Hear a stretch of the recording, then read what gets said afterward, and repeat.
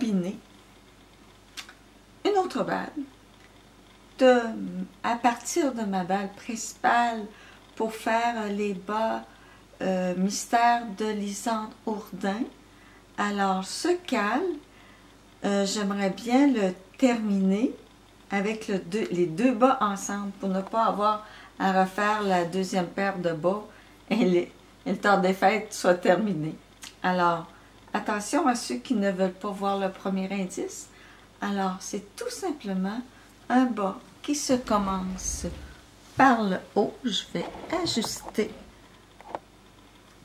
Bon, voilà mon focus en espérant que vous voyez bien.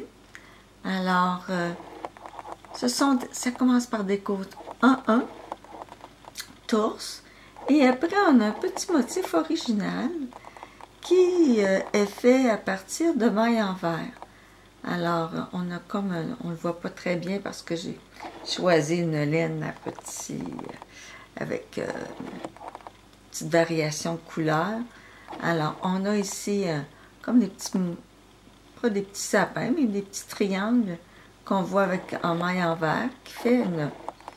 C'est un... Pour le moment, ça ne ressemble pas à quelque chose de concret nécessairement, mais ce motif, j'ai hâte de voir qu'est-ce que ça va donner. C'est un motif, ça ressemble à des côtes, c'est pas des côtes. Alors, j'ai hâte au deuxième indice. Alors, je vous avais dit que je tricotais un débardeur pour mon mari.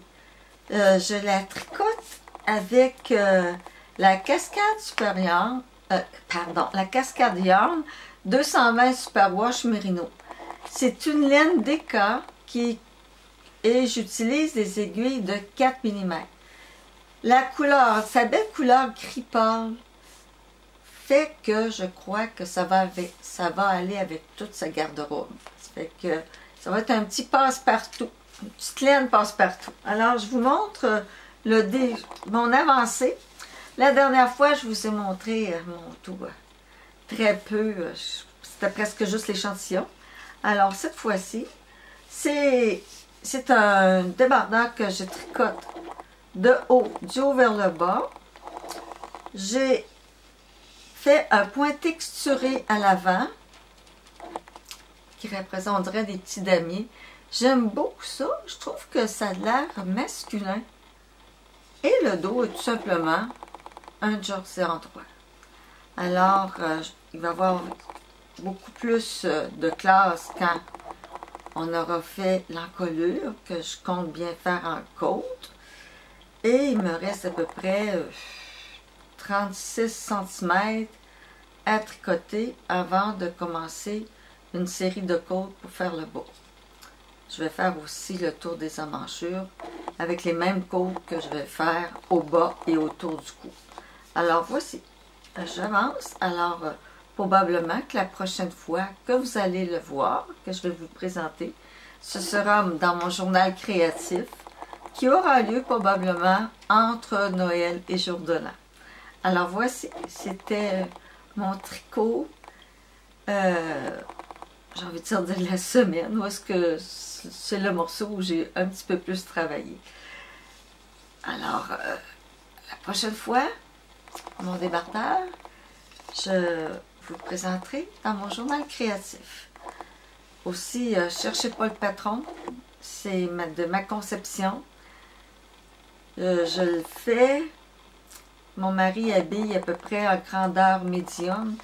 Alors, ça va être un patron d'une grandeur médium. Je vous ai parlé la dernière fois, ou une des dernières fois, que je voulais faire avec des petits tissus de coton, des sacs pour emballer les cadeaux. J'ai découvert autre chose aussi qui est très intéressant pour apporter une bouteille de vin, pour donner une bouteille de vin. Alors, je vous montre le petit sac. C'est très simple à faire. C'est un rectangle. Là, j'ai mis une bouteille pour vous montrer comment ça pouvait, à quoi ça pouvait ressembler. Alors, je vous le montre je vous montre un autre modèle pour montrer comment comment tout ça a été confectionné. Alors, c'est tout simplement un rectangle qu'on a relié par une couture de côté et qu'on a plié dans le fond pour faire tout simplement un petit pli au fer à repasser pour qu'on puisse, pour que le sac puisse s'élargir. On y ajoute dans la couture un petit ruban pour pouvoir attacher le goulot de la bouteille. Et puis, sur le petit sac, ça ne nous empêche pas de mettre une petite garniture. Alors ici, la personne a mis comme une attache de ceinture, une boucle de ceinture avec, ça fait, on peut féminiser ou masculiniser notre sac, ça dépend à qui on veut le donner. Et ici, on a comme une petite pochette qui a été faite avec un petit rabat, une petite perle, ça fait une belle petite décoration. Alors, quand le fond, on le voit bien comment ça a été terminé. C'est fait comme les pochons qu'on fait pour soit la couture, soit pour mettre tout simplement nos projets nos projets de tricot. Alors, sauf qu'on le fait un petit peu plus long, plus étroit, et ça fait vraiment des beaux petits sacs pour offrir les bouteilles de vin. En couture, pour le décor de mon salon, j'ai tout simplement pris un canevas coton avec comme coloris tous des petits Père Noël. Alors, j'en ai fait une housse pour recouvrir mes coussins. Alors, très simple, c'est un carré d'un côté et de l'autre, je me suis organisée pour avoir une entrée que je peux insérer mon coussin. Alors, je vous montre.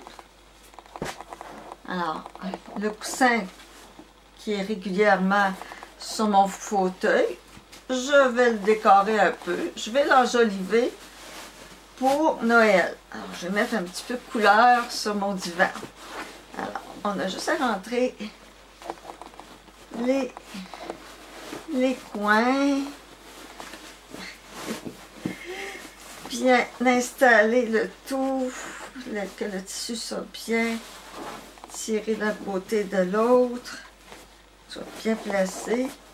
Et voilà ce que ça donne.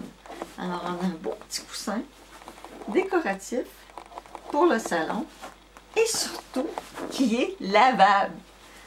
Alors, on va déposer tout ça dans le salon.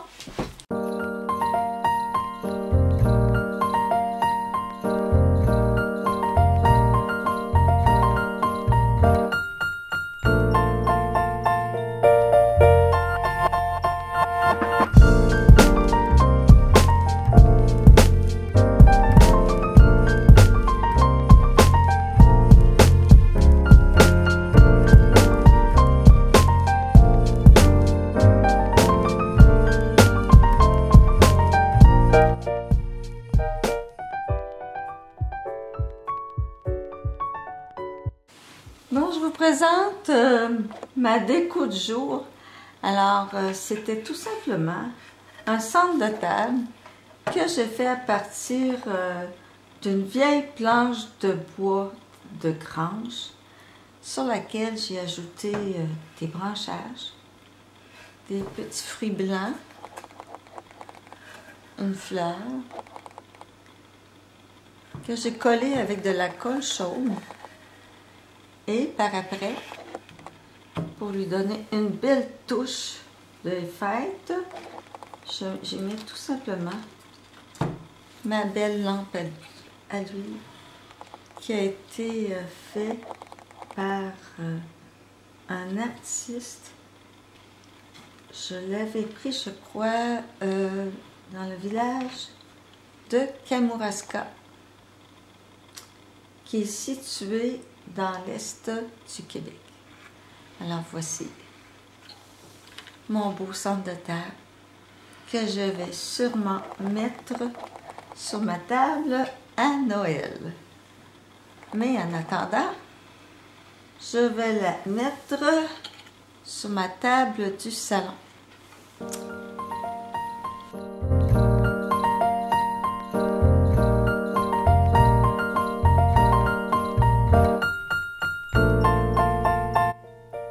Alors, sur ces images, je vous souhaite vous aussi d'avoir du plaisir à préparer Noël. Alors, je vous dis à la prochaine.